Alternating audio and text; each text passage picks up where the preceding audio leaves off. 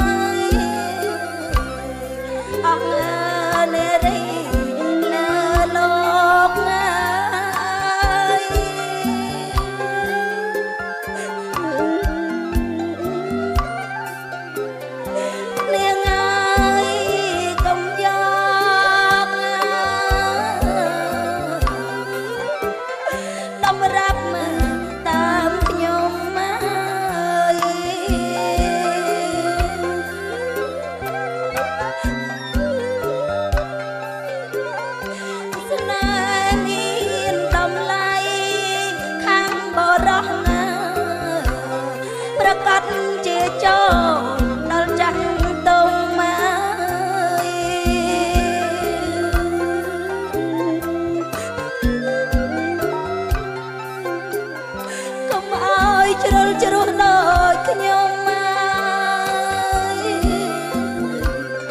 មានតែដុតភ្លើង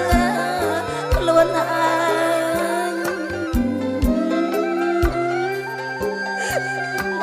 កូនឯងកូន